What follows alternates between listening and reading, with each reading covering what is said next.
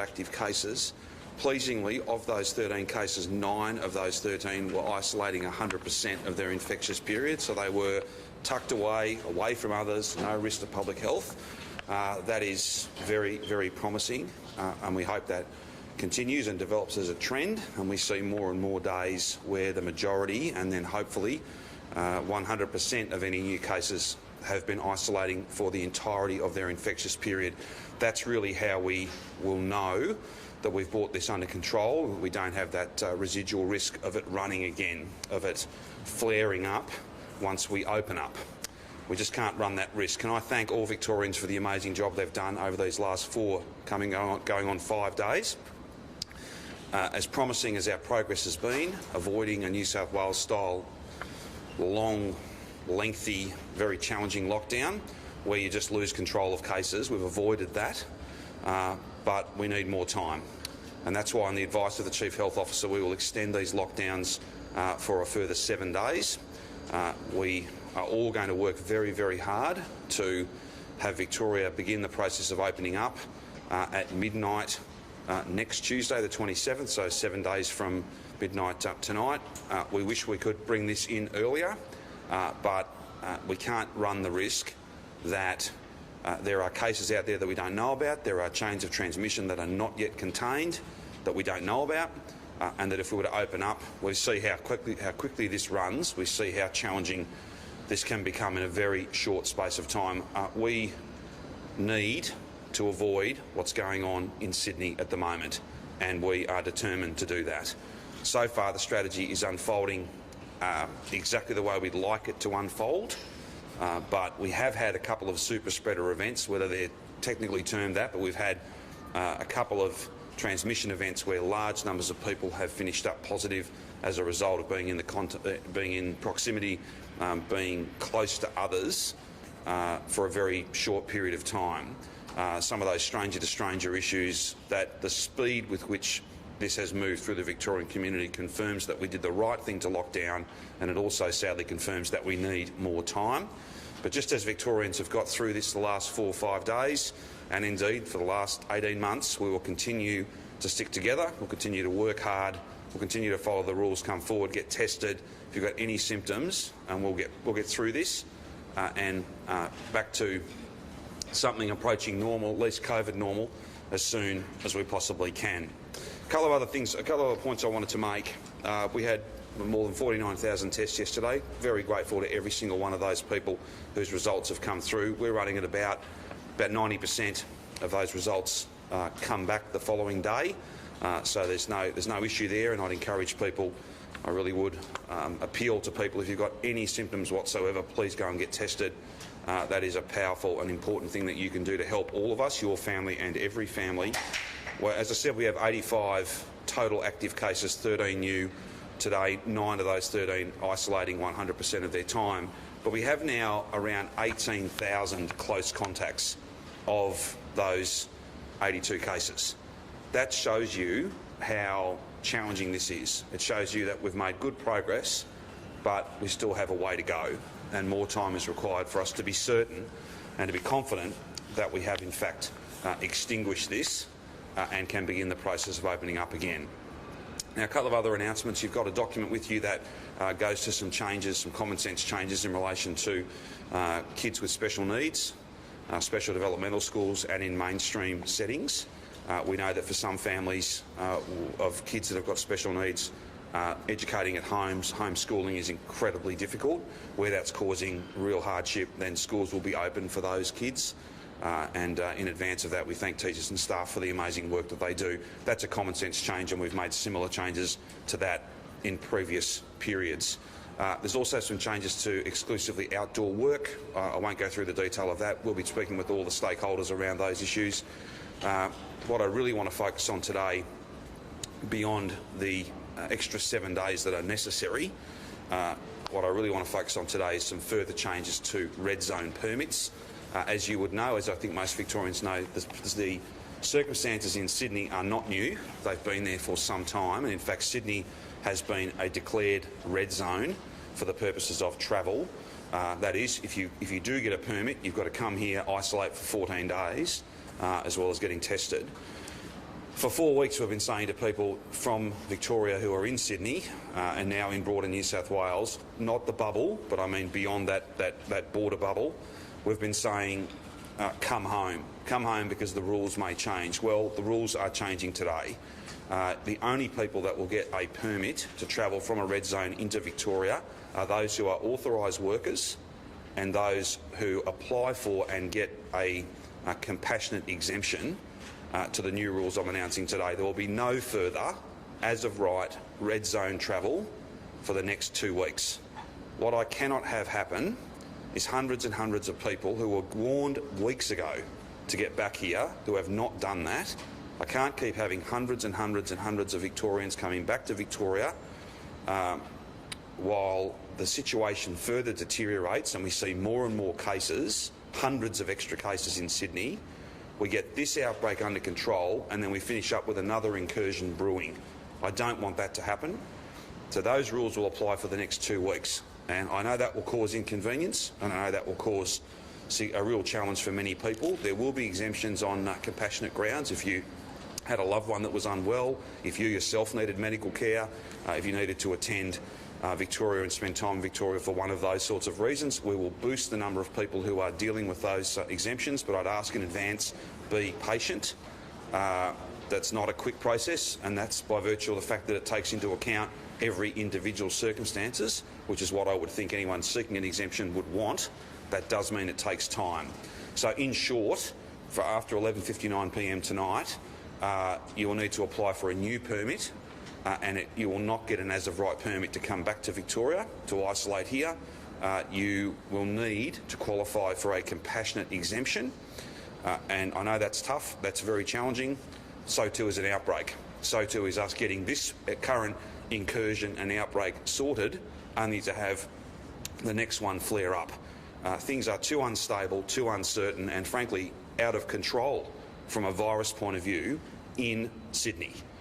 And we need to protect Victoria and Victorians, and indeed beyond that, the rest of the nation. We are all doing this to try and protect what we've built, not just here in Victoria, but we see some announcements made, I think, overnight, and perhaps further announcements this morning out of South Australia, and who knows who will be next after that. I just want to reassure Victorians that our contact tracers are doing an amazing job. Our lab technicians, everybody across the whole team is working as hard as they possibly can.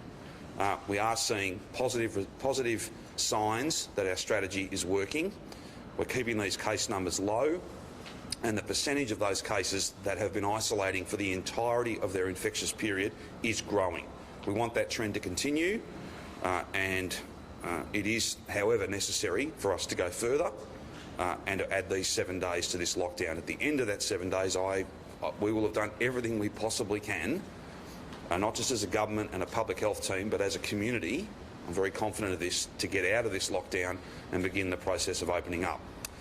We know that businesses and families will do it tough over these next 7 days. There'll be further announcements tomorrow in relation to business support. I can confirm for you that more than 90,000 businesses have had payments made to them already. Without having to fill in any forms, they were the automatic payments that the Minister Pakula spoke about, he and I spoke about.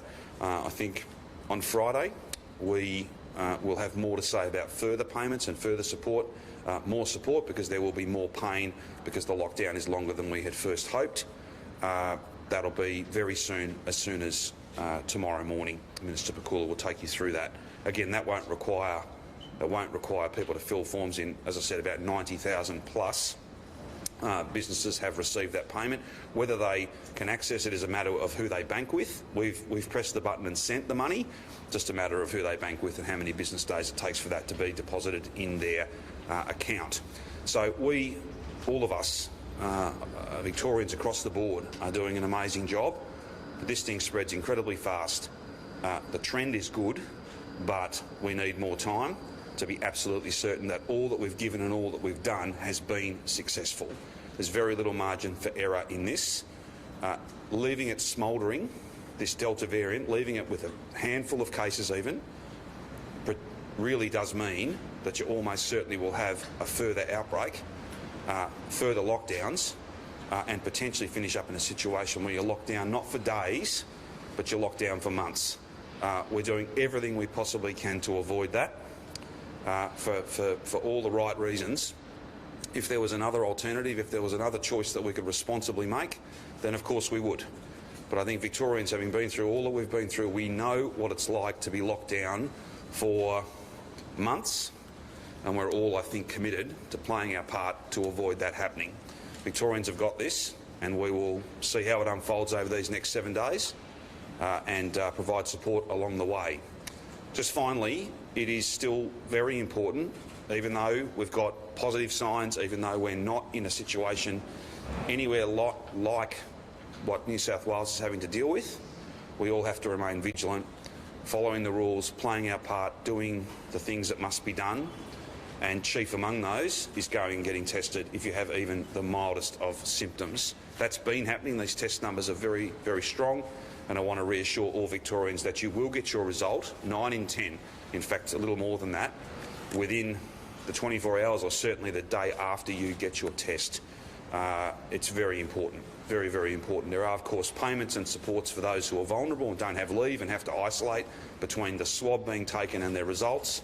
But again, to be pushing through something like 50,000 of these a day and getting results back the next day, I think is a credit to our laboratory technicians and our public health team, and we thank them among everyone, the whole team, who are doing an amazing job. But the real thanks go to every single Victorian who, despite the pain of this lockdown, are working with us to achieve these sorts of results. Just finally, 13 cases. We never want new cases, but if you had to have 13 cases, to have 9 of them fully isolated for every moment of their infectious period, we want to see more of that, and that's a credit to those people, 18,000 of them, who are at home, staying away from others. We're very grateful to them. This extension is not what we wanted to have to do, but it is the only option. It's what must be done, and Victorians, as always, will continue hard and fast and early, and that means this thing can be over much sooner than would otherwise be the case. I'll now ask Brett to speak to his advice and some of the rationale behind that and to go through those cases. Then Jerome will speak to us about some of those matters, and then we can go to questions, any and all that you have. Chief Health Officer. Thank you, Premier, and good morning. So as the Premier said, it's certainly really positive that we're starting to see the effects of strong contact tracing and the effect of lockdown come to bear on this outbreak. We've got 9 cases who've had their entire infectious period not in the community. That's a really strong sign. And of the 4 cases who have had infectious time in the community, the movements of 3 of those have been very substantially limited because of the effect of the lockdown. Can't say yet whether we're ahead of this thing, but I do know that our contact tracers, our health team, public health units are wrapping their arms around it, and it's going in the right direction. But this really significant outbreak that we've had, even compared to the last one, started with 2 infectious cases who were just out infectious for 1 day. So that tells you why we need to be across each and every infectious case in the outbreak. To lift restrictions now on another day of new cases who've had some time in the community and double figures of cases before we've fully wrapped ourselves around this outbreak, while we're still seeing curveballs of cases potentially not yet linked, we'll put all of the sacrifices of Victorians at risk and make it all for naught. We do not want that to happen. So it's too early today to lift restrictions. We've seen significant and standalone outbreaks in regional areas in Phillip Island, in Bacchus Marsh, Barwon Heads, and as far away as Mildura. Around 1/3 of all our primary close contacts are in regional Victoria, right across regional Victoria. This outbreak has touched the whole state, and that was in a way that the Delta and Kappa outbreaks didn't do back in May and June. Much of that is due to the super spreading events early on in this outbreak that took place in the MCC Members Reserve for the Geelong-Carlton game, something that brings Victorians from far and wide and back home far and wide across Victoria. And those impacts are rippling across the state. So for those reasons, each of us is really going to have to double down to keep our community safe for the next week. I'm so grateful for everyone's contribution. I'm grateful for everyone who's forgoing that contact with family, with loved ones, with friends, with events for this time, especially as Eid al-Adha is underway, and significant cultural coming together can't happen in the way that we'd all like it to. So thank you for doing that online, for picking up the phone instead. It's a significant sacrifice, but a really important one that's going to protect all of us from the potential further transmission and serious illness. There have been multiple deaths now with this Delta variant, including 5 in Sydney's outbreak. And we could have real and awful consequences if transmission were to continue to occur in Melbourne. So those family gatherings can't happen for any of us across the state right now. That's my message to everyone. But my absolutely enormous gratitude for those sacrifices that we're making. I'll hand over to Jerome. Thank you. Thank you, Brett, and good morning. As the Premier said, we have 13 additional cases overnight. That makes a total of 85 cases, community cases, in this particular outbreak. 3 of those cases are currently in hospital. There are no cases in ICU. We send our best wishes for those who are in hospital at this point in time. We have 18,000 primary close contacts, and by way of context, that's in a little over 8 days. We've expanded the zone of this, the impact zone of this, more quickly than in any previous outbreak we've seen in this year.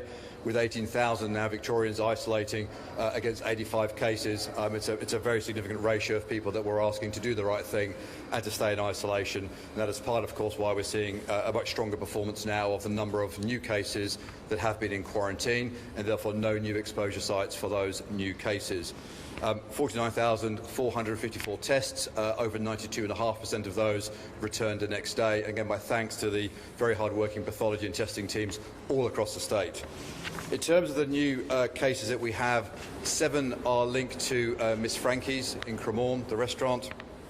Of those 7, 3 are staff, 2 are patrons, and 2 are further household primary close contacts, so people who we already know about from previous positive cases. So that's 7 cases of our cases today.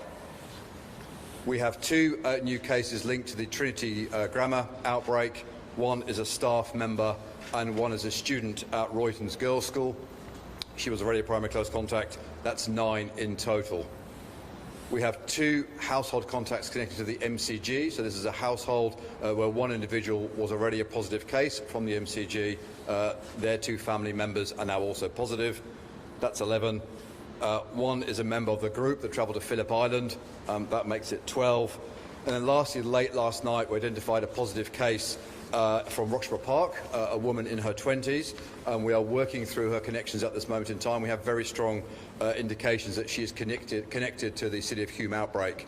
I'd also like to call out at this point in time, we had a wastewater detect in Roxburgh Park last night.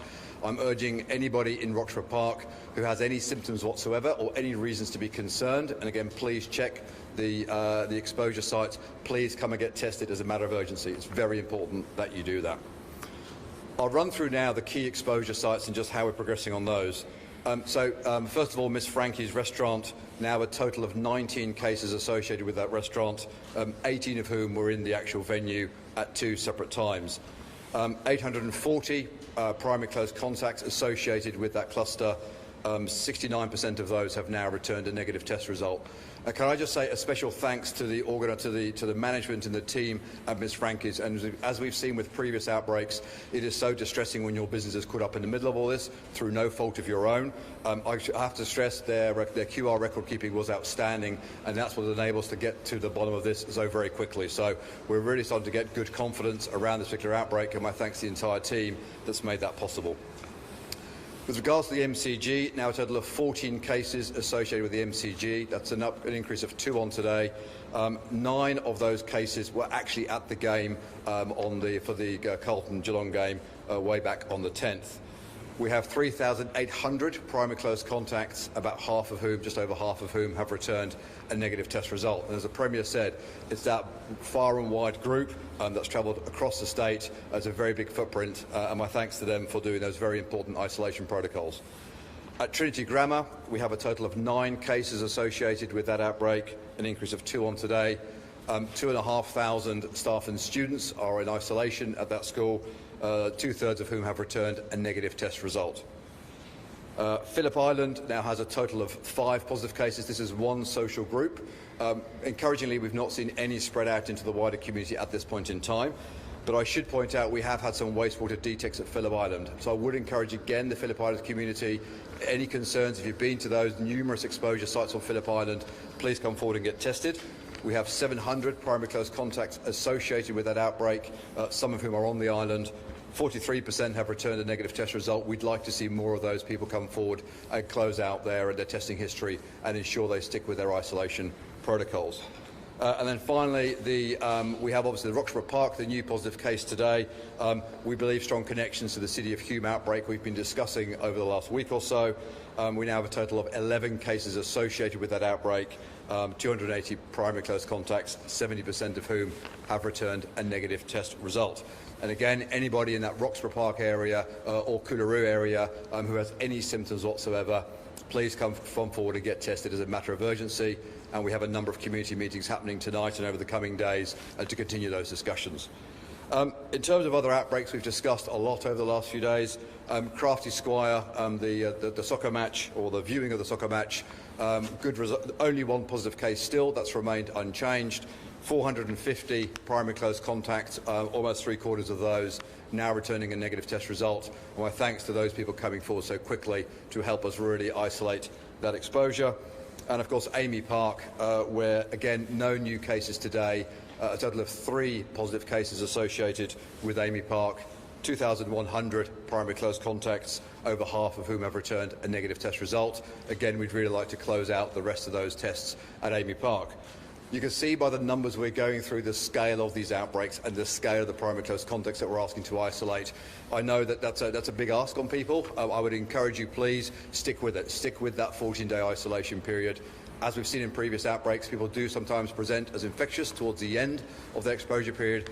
That is why we asked you to stay with it for 14 days. It is so very important that you do so we can really take the encouraging signs we're seeing today and run this thing to ground over the days ahead. Finally, my thanks to the people of Mildura in particular. 2 positive cases identified there a couple of days ago. No new cases over the last 24 hours, and that's very encouraging. We've had some very busy testing scenes there on Sunday afternoon and yesterday. We have additional teams. As a team went up yesterday from Bendigo, the team went up yesterday from Goulburn Valley. They're all landing and starting their testing program today. My thanks to the whole Sunraysia community and the discussions we had late last night and again this morning. We will continue that testing program across Mildura over the rest of this week. We will ensure we run this one to ground, and my thanks to the whole community for embracing that response so effectively. Finally, from me, in terms of the wider testing program, as the Premier said, almost 50,000 test results. That's a very encouraging sign. We are seeing good returns coming up. Please, let's keep this going. We still have a number of primary close contacts to get tested. We'd still like to ensure we use these precious days ahead to get as many people tested as possible so we can make sure we have no other chains of transmission that are lurking around currently unseen. With that, I'll hand back to the Premier. Happy to take any questions you have. How did we land on the 7-day extension? That's the public health advice. That's 7 days. An extension of 7 days on the 5 we had originally announced was an appropriate amount of time. It gives us every chance to have this not only contained, but to be confident that we have extinguished it. Again, I go back to the point I've made a number of times, but I don't think I can say it too often. This is not like the strain last year. This is so much more challenging, and that if we leave it smouldering at low levels, you'll recall that we opened up last year off less than 5 cases. If you were to do that, particularly if there were 5 cases who'd spent some time in the community, then there's every chance that we are back here, locked down again, same outbreak takes off, has a second run. We don't want to do that. We have a chance to be in lockdown to achieve 0 cases, not lockdown, and that's for days, as opposed to lockdown for months potentially to protect our health system. We've avoided that. We've just got to finish this off, and I'm pretty sure that Victorians know that, understand that, and will step up to achieve that outcome. What factors inform that being 7 days instead of 5? Sorry? What key factors inform the decision to make it 7-day extension instead of, say, 3 or 5? Chief Health Officer looks at all the data There's a myriad of different things that are relevant to that. The orders that he signs are the health advice. So before we get into any of that nonsense, it's all there for people to look at. These are the judgments that the Chief Health Officer and others have made. I've had meetings this morning with senior ministers and a full cabinet meeting. We've endorsed this position. It's not easy. I'm not for a moment suggesting that another 7 days, even another 1 day in lockdown is what people want. But when the choice, it's not a choice between let's be open or what we've done. It's do this for another 7 days or be locked down for months and have lots of people in hospital gravely ill. We want to do everything we can to avoid that. We think 7 days. Factors, if that's well, there are a whole range of different factors. What are the ones that stand out to you? Well, I might ask the Chief Health Officer to speak to his advice, but from my point of view, the key figure today, and I can't guarantee that it will hold tomorrow and the day after, and early signs become an ongoing trend, but to have 9 of 13 away from others, isolated fully, that gives us real hope and confidence that this strategy is working. The fact we have not had out of control growth in cases, we're still talking about 85 cases, that is very pleasing. And it's down to the sacrifices and the work that Victorians are doing. But to have 18,000 contacts, close contacts of just 85 cases, to have them spread the entire state, spread across the entire state, to have this thing go from the centre of Melbourne at the MCG to Balan, Bacchus Marsh, South Barwon, Mildura and so many places in between, just shows you how fast it moves and how challenging this is. But a victory against this is absolutely within reach. We just need a little bit longer. But I'm happy to have the Cho speak to the things that he weighs up, and his orders are the advice he's provided, and it's been accepted by the government. Thanks, Premier. Certainly, it goes without saying that this extension is reviewed each and every day. So there'll be new information that we have through the course of today, through tomorrow, that gets weighed in each and every time. But for the last few days, the real indications are what do I expect? What does the public health team expect the effect of lockdown will be for the newly emergent cases that we'll continue to get? We're just now seeing that people will have a very limited number of contacts by virtue of the lockdown. There's assumptions that are based on robust data about the proportion of people who might be in essential work and therefore will definitely have contacts. Our likelihood of finding close contacts for a person who's infectious in the community, that's close to 100%, obviously, for household contacts, for those casual contacts that might be in shopping centres, outdoor areas, who've attended events prior to lockdown or are just out and about within the limits of the lockdown, what the likelihood of finding each and every person who might be exposed. And therefore, you can work through some modelling about how long you expect those generations of transmission to effectively be quashed over time, and 7 days is the judgment about having a sufficient level of confidence. We won't get to 100%. We won't say that after 7 days there is absolutely no risk of someone being out in the community infectious, but there is a high level of confidence that we'll be on top of it. Equally, that might come earlier, or again there might be something from left field, a super spreading event, someone not complying, someone not discovered in the community, or indeed another incursion into Victoria that hasn't been detected thus far. Brett, given that the majority of these cases have been in isolation already, how much has this new mystery case played into the extension of this lockdown? Oh no, it's one of all of those factors. It's not the be all and end all by any means. If there hadn't been that mystery case today, if you like, my advice still would have been 7 days. It is a concern not to yet have it linked, simply because there might be undetected cases who've transmitted to this individual. It might be that through further interviews and re-interviews we'll find that exposure site, that link.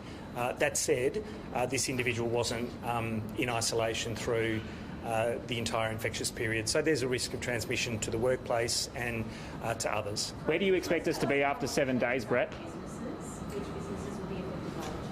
Look, they're essentially about outdoor work, exclusive outdoor work, things like landscaping, solar panel installation, work on properties that are unoccupied, for example. But the full details will come to you. Where do you expect us to be? About the ability of contact tracers to get on top of this outbreak play into the decision to extend the lockdown? I don't have any concerns about the contact tracing capability or capacity. There's no question that when you get to 18,000 primary and secondary close contacts, that you've got a huge number of people who need to be doing the right thing, to be in that strict quarantine, not to be leaving the house for any reason whatsoever. But the contact tracing capability to identify those individuals, to direct them to quarantine, no question that that's working perfectly. What does your data show, or what are you predicting Melbourne's case numbers will look like after these 7 days? What are you expecting based on the modelling that you did? Yeah, look, expecting that we'll be absolutely in single figures, that there's a reasonable chance that we'll have no new individuals who are out in the community during their infectious period. There's a probability that sits within. There's always uncertainty around that. So do we have to be at 0 cases or no new cases that have been infectious in the community to come out of the lockdown in 7 days? Yeah, it's really about the cases that we identify having not been out in the community for any period of time. Again, going back to how this started, how it started in Sydney, how it's evolved in Adelaide. A person who's out in the community for any time with this Delta variant could transmit to one person, could transmit to no people, but could transmit to 20 people. And so you have to be sure that you've got the response around that risk. If we're really lucky at the end of this lockdown and there's a case that pops up, someone who has been out infectious in the community, perhaps having done the wrong thing, can we expect a lockdown extension? Not necessarily. So, I think I spoke to this a bit yesterday. If we've got a person who says, look, I have just been tested, I was out in the community for this reason as an essential worker, but they've only been to their workplace. We know the shopping centre that they might have gone to. They wore a mask the whole time. We know the timing around it. We're responding within 48 hours of that detection. All of those things might mean that you don't have to be concerned about further transmission that you can't get on top of. If someone says, I've been tested but I've been symptomatic for the last 7 days, that's an entirely different story. I don't expect that to happen, and in all of the close to 100 cases that we've identified thus far, people are overwhelmingly doing the right thing. People are identifying the exposure sites that they've been to, and increasingly we're seeing that they're out in the community for a shorter and shorter period. I think yesterday I spoke to the 1.7, 1.8 days, infectious days in the community. It was down to 1.5 based on yesterday's calculations. I reckon it's under 1 for today, given that the great majority haven't been out in the community at all. If we're really lucky and there's no cases or they're all linked and it's, single digits, could you consider ending the lockdown earlier? Look, I'm sure we'll come back to you over the course of the next week where you'll ask that question every single day, and we'll be reviewing that on a day-by-day basis. Of course we do that, and all of those positive directions are a positive reflection for us about how long it might need to go for. And if it looks like regional Victoria is all clear, would you consider ending that earlier for them? The same. There's a day-by-day review. It is fair to say detections in sewage in Phillip Island, cases in Mildura, primary close contacts across the state. There's a lot to play out here yet, but of course it's under review every day. Red zone permits are on lockdown from Sydney. In terms of permits that will still be issued for essential workers and people having to travel between the states, are you satisfied with the conditions of them, or will you look at tightening them on things like getting a test before, or tightening the conditions so they can't go out and get takeaway food and stuff? Look, they are very tight conditions. We don't want to stymie them so that they really can't do the work that the exemption is in place for, but they are very strict conditions currently. Yes, we'll review them. We've reviewed them just in the last few days. We need to look at that continuously, but I'm happy with the settings as they are currently. And then is the block on red zones all red zones, and how does this link in with South Australia, which has just gone into a lockdown today? Yeah, look, the directions are framed that it is something that applies to all all red zones. The concern is obviously about Greater Sydney in particular, but it would apply to any red zones as they get declared. And what's your thoughts on the situation in South Australia? Will that... Look, it's probably too early to know definitively. There's new information this morning that I need to get across, but we'll look at that through the course of today.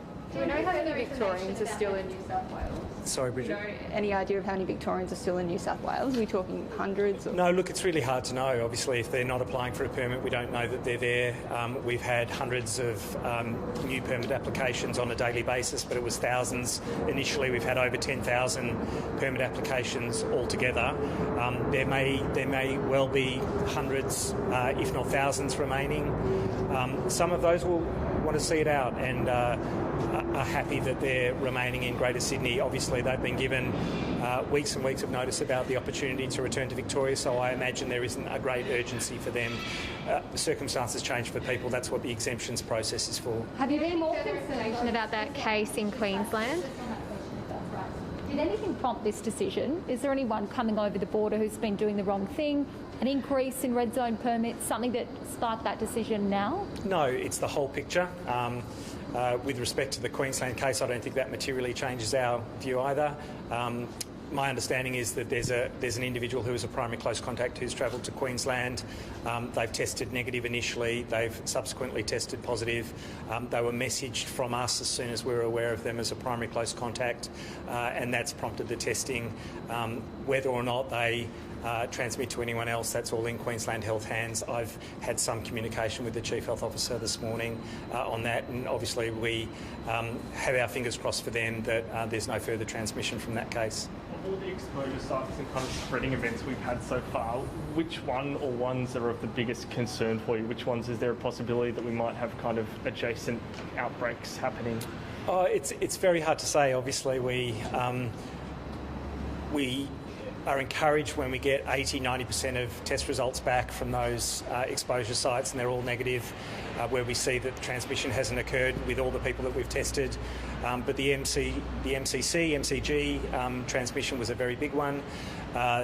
As Jerome spoke to, Ms Frankie, restaurant was clearly a site where transmission occurred very readily, but the ability to trace people is an absolute positive, and the QR code system and ability to reach people very quickly changes the game in that respect. So we've still got exposure sites out there. People still need to check every day. There can be new information that will come through today. If there are positive cases from any of those, that really changes the view again.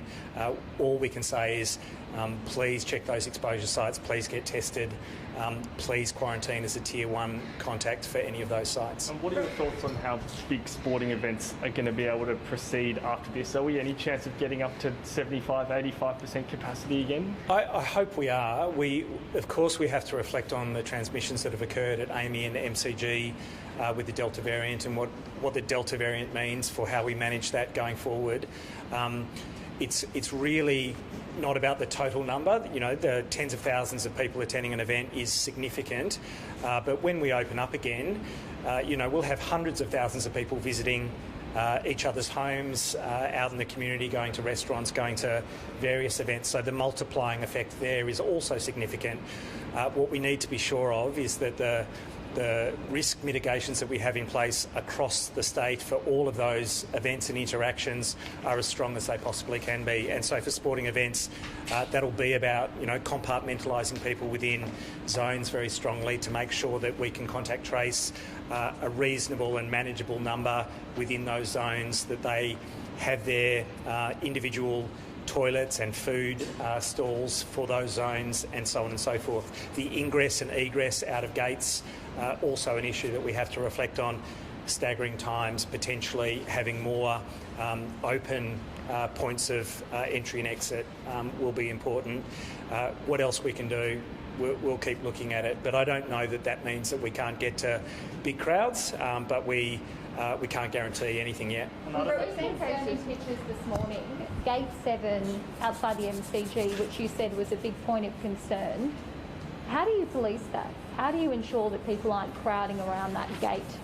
Look, I think there are things that you can look at in terms of crowd control. There will be some of those event managers who know more about that than I ever will. But there's an opportunity, for example, to have QR code symbols available for people to tap on or to get that scanning read across a much broader geographical area, so that they're not going to the gate to have that QR code read with hundreds or thousands of other people. A little bit like we're checking in at the airport for domestic flights, that we've got those stands that we can go to individually rather than being in a big queue. So those are some of the principles I think that can be applied for entry into stadia. It is difficult to manage. Obviously, you can't have people coming in over 3 or 4 hours before a game. They'll need to have an efficient mode of entry.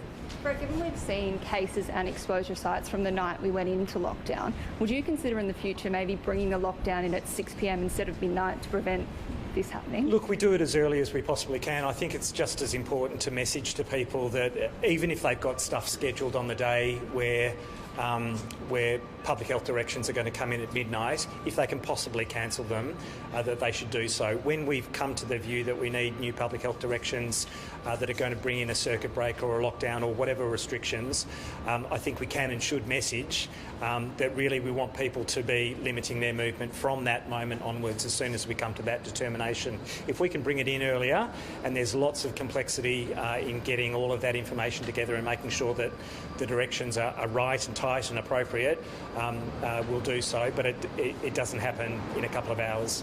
Just another question to the Premier, if possible. Yeah, of course.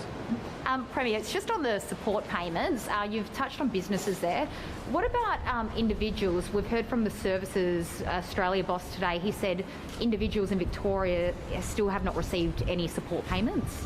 Well, they're paid in arrears, so you would need to have demonstrated that you had between 8 to 20 hours of loss or more than 20 hours of loss, and you would be respectively $375 or $600. They would be the payments available to you under the arrangements that I negotiated with the Prime Minister, the agreement we came to. That's based on need, not based on days. So if the hours are over 5, this now becomes a moot point because we've extended more beyond the 7 days now in total.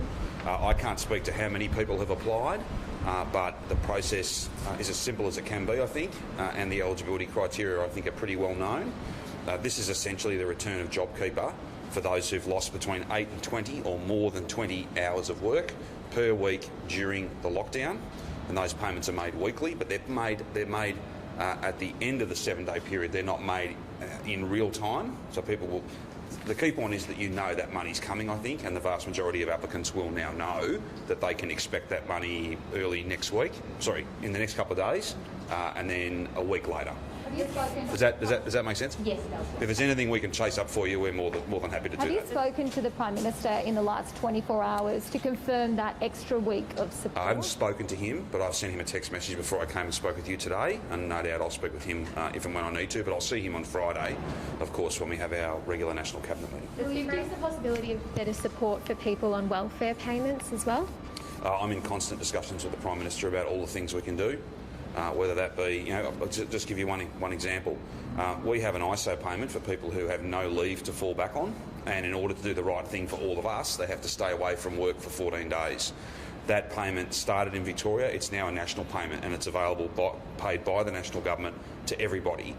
We have some other payments that are Victoria specific, like the $450 we pay for people to isolate while they wait for their test to come back, hopefully negative, but all of these things are, and lots of things have become national as a result of us sitting down and talking about these things, on a regular basis. So we're always looking to try and do more, and indeed Martin Pakula will be out tomorrow to talk about additional business support, just as one example. That'll be our effort. That's not necessarily tied to any federal arrangement, given that the federal business support, as refashioned and announced in Sydney last week, that kicks in, I think, after 14 days. We're doing everything we possibly can as a government, as a public health team, as Victorians, to have this over and be out of lockdown before the 14th day. There's 55 health staff furloughed in Mildura. Are we sending a workforce to help out there? Yeah, we're in constant discussions with the Mildura Hospital, council, local member, all manner of different people up there. It's very traumatic. I think we need to understand that it's quite challenging for a community so far from Melbourne that is a proud community, but there are many vulnerable people that live in the Mildura community.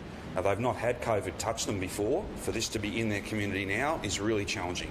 And that's why we've sent additional teams of workers up there, additional testing sites, all of that support. And that may well change. We may do more and we may do different things in the coming days, depending on how that particular COVID situation unfolds. But none of us should underestimate just how challenging it is for a community to be experiencing this for the very first time, particularly when they're so far away from town. But is the testing turnaround there the same as what it is across the state? I would think so. Yeah, it's a little bit challenging because obviously we've got to fly samples out of that community and to labs.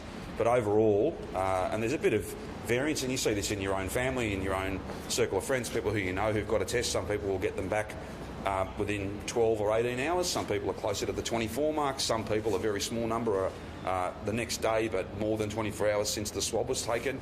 Overall, our capacity is strong, and the teams are doing an amazing job. And to continue to have 50 a day, pretty much, and to have that 90+% of those coming back the next day, that's a really strong outcome. Have you had an update on the number of sites this morning at Mildura? Do you have any information on what's going on there?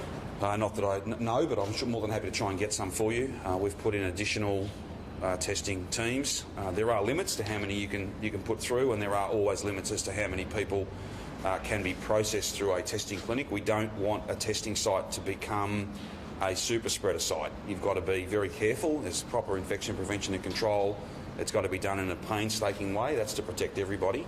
We'll provide as much support as we can to get as many people tested as we need to up there. And I thank all of those from the Mildura and the broader Sunraysia community who've come forward to get tested, those who are at home isolating, all of the community who are taking this very seriously. Premier, have you had an update on the number of Pfizer doses that Victoria will receive of that 1 million that landed in Australia? No, I have not, but I've asked the question following you asking me the question yesterday, and as soon as I get an answer, good, bad or indifferent, I'll be happy to pass it on. There are reports that Sydney or New South Wales is receiving 800,000 and that Victoria will receive 100,000. Do you think that's fair? I have seen those reports. Whether they're accurate or not, I can't attest to that. I would just say New South Wales are in a very different situation to us, and I wouldn't begrudge them additional vaccines out of that 1 million, which are not new. They're a bring forward, I think. I wouldn't begrudge Sydney access to additional vaccines because Sydney, we're dealing with an outbreak that we think we are running alongside it. We just need to get in front of it in order to pull it up, and we need more time to do that. That is not even a conversation they're having in Sydney. They're in a very different set of circumstances. We wish them well, and if extra vaccines are a way to stabilise the situation they're in, that's great for Victoria, great for Adelaide, it's terrific for all of us. How many will you be asking for? Oh, well, let's confirm exactly what's been allocated, and then I can try and come back to you. The Australian Education Union is pushing to have teachers part of the priority group for vaccinations. I know you touched on this yesterday, yes. But given that National Cabinet is this Friday, is that something you're going to be pushing? Not specifically, but we get an update from General Fruin at each National Cabinet meeting. I think it's pretty much a standing item as to how much vaccine is here, priority cohorts, different aspects of the rollout of the Commonwealth's vaccine program. I'm sure this Friday will be no different. I think that every union, every peak body, every group within the community wants to be vaccinated and they want to be at the front of the queue. That's a perfectly reasonable thing. But we have a national framework, and it's not for me to go it alone, if you like. Plus, I haven't got. Again, some of this is a little bit moot until, or kind of, it's not real in some ways until we get adequate supplies to be able to give those people the vaccinations they want. It goes back to a point I've made a few times, I think. There's a bit of noise around about all these Victorians and all these Australians who don't want to get the jab. I don't think that's right. I think there are millions and millions of people who want to get vaccinated, and they want to get vaccinated as soon as possible. They're just waiting for the supplies to arrive. And you did mention the AU and teachers, and I'll just take this opportunity to thank every educator and every member of school staff, together with parents and students for what they're dealing with at the moment. It's very, very tough. So you don't believe teachers should be included in priority vaccinations? No, I didn't say that. What I said was, I think very clearly what I said was, this is not for me to determine who gets priority access, particularly in the context, can I say, with the greatest of respect. It's not like I'm sitting on a stockpile of this stuff but that's a matter for the Commonwealth Government, and we should have a national approach. And I think to this point we have had a national approach. The representations that the teachers' unions and teachers have made, and school staff, I'm sure they'll be taken very seriously and they'll be looked at seriously. Certainly I would take them seriously, but I don't get to allocate the vaccine, and I don't order it, I don't do the purchasing. The Commonwealth does that, and it's not until September, October, November that we're due to see millions more doses, which is exactly what we need. And just another question on schools, if that's all right. Sure. We've seen this outbreak get into schools like we really haven't seen before. Yep. Is this going to inform how you deal with restrictions in future outbreaks? Are you going to be locking down schools because of this? I wouldn't say that. I think that what's clear is that we deal with every case, every transmission, every outbreak on its merits, and we do what the community would want us to do. Not just the Victorian community, I might say, the community across our nation. We're expected to learn from every single case, from every single outbreak, and that's what we've done. And that's one of the reasons why we went so hard, so fast and so soon after we got those initial cases from Sydney. That has served us well to this point. We just need some more time to be able to wrap this up and be confident that when we open, not if, but when we open, we won't see this outbreak start to spread. That's really very, very important. But we learn from every case and we learn from every outbreak. Premier, in the past we've seen a slow and cautious emerge from restrictions. Do you think we'll see that again this time? There's no button. It's not like we're going to just snap back and everything that was open prior to last Thursday will be open again. But we'll try and have as much open as possible as soon as possible. This lockdown will not last an hour longer than it needs to, and no place across the state will be shut a moment longer than it needs to be.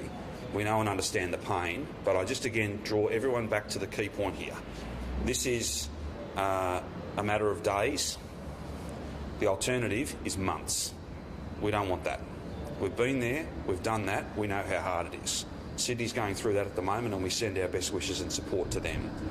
I'm determined to avoid that. We are all, as Victorians, determined to avoid that. And that is our strategy. We're seeing success, we're seeing positive early signs. In fact, at least that, I think. It's just a matter of needing a bit more time. Once we have this outbreak under control, what is the solution going forward over the next few months if we continue to see Delta incursions? Is lockdown the only answer, given that mass vaccination's a long way off? No, I go back to, I think it's very difficult to answer that question and without knowing exactly where Sydney will be. It's very much dependent upon the virus numbers in Sydney, measures that they may put in place. You know, I just remind you all, we had a ring of steel around Melbourne last year, and it didn't just protect country Victoria, it protected the whole country. And I've had to announce these red zone permit changes today. I don't get any joy from doing that. Having to say to people that want to come home for the best of reasons, no, you can't. But we have got to. They're not locked into Sydney, so they must be locked out of Victoria. That's the choice I've had to make. That's very challenging, but we don't want to get this outbreak under control only to see another outbreak flare up, another incursion. It's never just about lockdown. There's a whole range of other measures, and we don't take these decisions lightly, and I wouldn't make assumptions about the rest of the year in this intervening period between right now and when we get the mass vax number, because the feds guarantee the supply later in the year. There's too many variables, I think, to be sort of hard and fast about that. So would you like to see New South Wales introduce a ring of steel equivalent around That's Sydney? entirely a matter for them. I don't want to see more cases coming from Sydney. But would it make you a bit more at ease if they did that? Well, again, I would look at whatever steps they took. Those steps are a matter for them. Just a quick one, is there any need to pause elective surgery throughout this extension? I have no advice about changes to those settings, so that has continued. All of those clinicians are in level 3 PPE. We want to continue to provide as much service as we can, as safely as we can, and those settings remain unchanged. Just back on the red zone permits, does the red zone at all change the border bubble arrangements? No, border bubble is as it was. I don't want to have to change that unless I have good reason to, unless there's evidence of, for instance, cases from Sydney coming into that bubble. then we would have to make some changes. That's not the situation at the moment, so that remains unchanged. We have tried to give people fair warning that there could possibly be changes. I think that despite the inconvenience to a small number of people, I think the vast majority of Victorians would want me to do everything I possibly can to keep that virus out of Victoria. That's why these difficult decisions are a must at this time. 2 weeks, if we could change it in 2 weeks' time, hopefully things have stabilised in Sydney, and I hope they have in 2 weeks.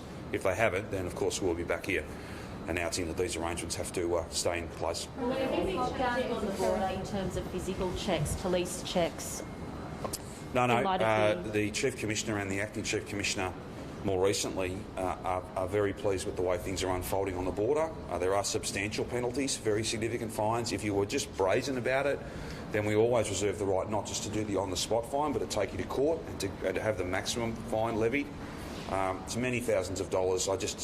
We're not seeing evidence of people doing that. I just again remind people that serves no one's purposes. You will be caught, and we won't hesitate to provide you with the appropriate penalties. The good news is, though, that's not a feature of recent times, and we're very grateful to people for taking this very, very seriously. Is there I just say to drones and choppers and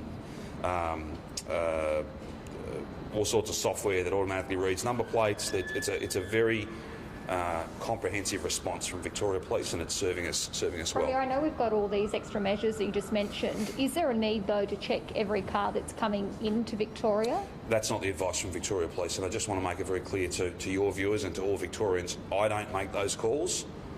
The Victoria Police look at it in very detailed terms at what will work. They do have some data to fall back on, and that is the experience from last year and indeed this year. They're very confident that if anyone's doing the wrong thing, they will be caught as a result of the arrangements they have in place, and that's both effective and important from a virus containment point of view, but it limits the impact because it's not every single car. I'll put it to you this way, though, that's their advice, that's their position at the moment. If that advice changed, if they said, no, we want to do something differently, then of course we would support them to do that. But that's not their preferred position at the moment. Businesses that were calling the government hotline yesterday were initially told it'd be a 17-hour wait. I understand there was the wrong message, I think, was conveyed to them via a recording. The actual time delay, I think, was closer to 20 minutes. That's been rectified. That's the advice I have. Sure. People calling today that we've spoken to are having to wait over an hour, so longer than 20 minutes. Is that acceptable to you? Well, we work as hard as we can to provide as much information that's accurate in as timely a way as possible. I think people know and understand, though, like we literally can't have 30,000 people answering phones. People will call in, and we will get to them as fast as we can with the best information we can. If we don't have an answer, we'll follow it up. That's often a very time-consuming thing, but that's fine. That's exactly what we do. But when you've got even when you double and double again and double again the number of people answering calls, if there's thousands of people ringing, then you'll always have some challenges there. We try and provide a mixture of both phone calls but also websites. We get back to people as fast as we can. I just ask people, please be patient. Everyone's doing their very, very best. And if everyone rings at the same time, then you can sometimes have, no matter how many call takers you've got, you can sometimes have a little bit of time between when you call and when your call gets answered. And that feature of telling people how long they're going to have to wait is just gone today. Is that a solution, just removing that feature for people? Again, I'm not briefed on that, and I'm not necessarily directly involved in the messages people hear, pre-recorded or otherwise, when they call those hotlines. What I can say is, just as a matter of common sense, there'll always be a limit. We can't literally put on tens of thousands of people to answer phones, but there will be tens of thousands of people calling, and therefore there'll be a little bit of a delay in getting to people, but we'll get there as fast as we possibly can. And I thank people for their patience, and I also thank all of those call takers and all the people who support them, providing not just generic advice, but all too often very specific advice based on your individual circumstances. They're all working really hard as well, just like contact tracers are, just like nurses and AMBOs and people working in testing sites and labs. let's all be patient and we'll get there. And the package you're expecting to announce tomorrow, is that just going to be a continuation of what we have now, or will there be more support considering it'll be a second week and sixth week in 2 months? So we structured the package that was announced last week based on the number of days that we had anticipated that we would be locked down for. We're now locked down for longer, so there'll be greater payments because there'll be greater need. I'll leave it to Minister Pakula to announce those details tomorrow, but there may also be, and we're giving some serious consideration to some of the hardest hit industries where, for instance, there was an Alpine Resorts package a little while ago, an Alpine package I should say, not just resorts. This should be their busiest time. A lot of people are employed up there. Obviously these restrictions make it hard for this to be their busiest time. We have from time to time looked at individual sectors and provided targeted support, whether it's the hospitality sector, the tourism sector, Alpine, as I just said, lots of other examples. So we always reserve the right to do that. Just to clarify, can businesses that didn't apply for the first round for lockdown 4 apply for this round? So people who got a payment last time have already, the button's been pushed and that money's been sent to them. The next support that the Minister will announce tomorrow similarly will be an auto pay thing. They won't need to fill in forms. There is an opportunity if you did not, for whatever reason, apply last time. You can go to the website as I'm advised. I think Martin answered this the other day. There is a facility for you to make a fresh claim. And if you're eligible, we'll try and get you paid as quickly as possible. But to 90,000+ businesses, we've already made those payments.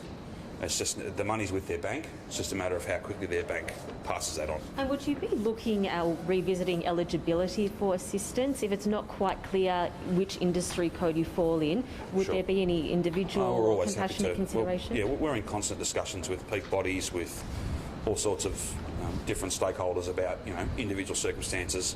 I'm not here to make any further announcements today, other than to say there will be more support because there'll be more pain because the lockdown has had to be extended, so we can bring this to an end and extinguish these cases and make sure that this outbreak is well and truly dealt with. We need more time for that. That'll mean more pain. That'll mean more support from our government, and the Minister will announce that tomorrow. This lockdown is with a disability returning to school. Will that be face-to-face learning, or is it just like the supervision arrangements that have already been in place? I think it's probably best if I have DET and the Minister's office come back to you. There are programs that are run that are very specific in some of those school settings, but we, in the main, it would be a continuation of online learning in a supervised environment in the main, but let me just double check, because when it comes to SDS it might be slightly different. We know and appreciate 5 days where only a couple of those were school days, that's one thing. When you extend into next week, as we've had to do today, then that presents an altogether different challenge, particularly for families who are under real stress as a result of homeschooling just not working for kids with special needs, many of them. This is direct from feedback from parents, and we've tried to respond. This lockdown is occurring during Eid celebrations for the second year in a row. Yes. What concerns did you have about community movement? And this is obviously a significant time of the year for the community, so what's your message? Oh, well, my message is one of goodwill and best wishes for a very holy time. This particular festival, this particular cohort, this particular series of events was not a factor. So I wouldn't read anything into that. It is Eid is a function of the lunar calendar, I think, and we happen to be locked down again. It's got nothing to do with Eid, but I would send my best wishes to every one of my fellow Victorians who will be celebrating Eid.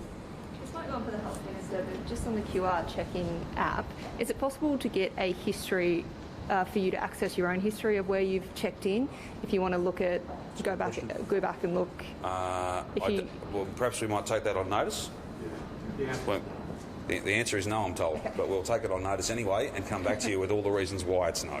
Have police been briefed on the red zone permit changes? Have police been briefed? Briefed on the yes, absolutely. Police are part of that decision-making process.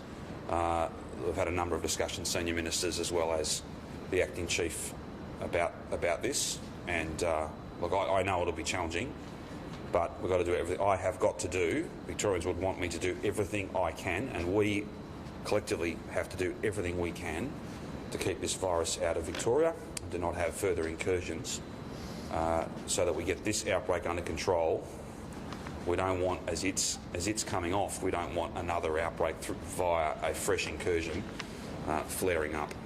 Just on the QR check-in codes, we have currently a staff member off who was at a Tier 1 exposure site at the Precinct Hotel. Her and all her friends checked in. None of them received a text message. A lot of people she knows that went to the venue never received a message. Do we know why? Let me check that out for you. I'm more than happy to tell. Can I just ask off the crowd again? This may have been discussed yesterday, but can I just get your thoughts on the idea, even next year when large parts of the population have been vaccinated, yes, of needing proof of vaccination or negative tests to go to major events like the footy? I just say to people, I know there's a genuine interest, and many people have put it to me that, look, why don't we just move to a situation where only vaccinated people can go to things? Well, there's a couple of points. One, no vaccine that's been developed prevents at 100% getting it or giving it.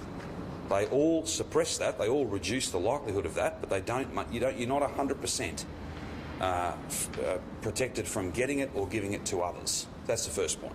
The second point is, let's get people vaccinated first before we start telling them what they can and can't do as a result of getting the jab.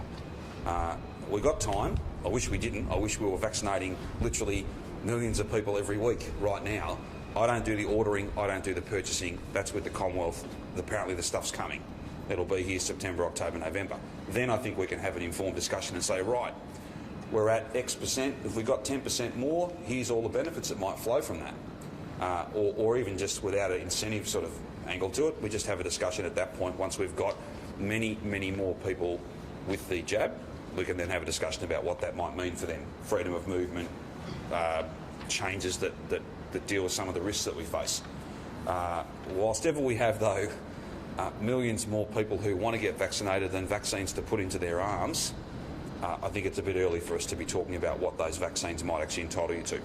I'm not sure if Sutton mentioned this earlier, but do you think we'll get back to 100,000 people at the G this year? I certainly hope so, but we need to follow the advice, we need to learn from every outbreak, and we need to make sure that we're working with all of those who put these events on. It's a very close partnership with all of those, because it's about jobs and it's about the sense of normality that a lot of people have craved. Let's hope we can get back to that as soon as possible, but it'll only ever be when it's safe, and it'll always be configured according to the very best advice. That's the approach we've always taken.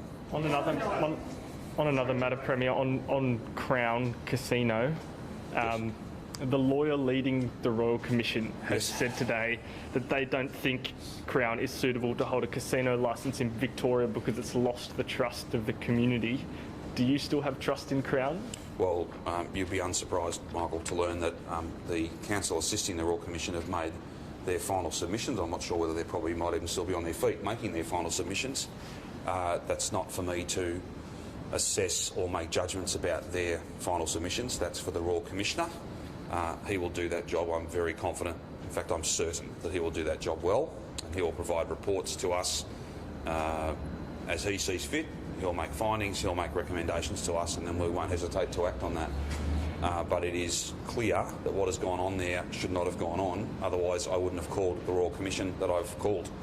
So let's just wait and see what comes of that. There's always a difference between evidence that's led, submissions that are made, and findings that are handed down. The third of those is still some months off. Absolutely, you can.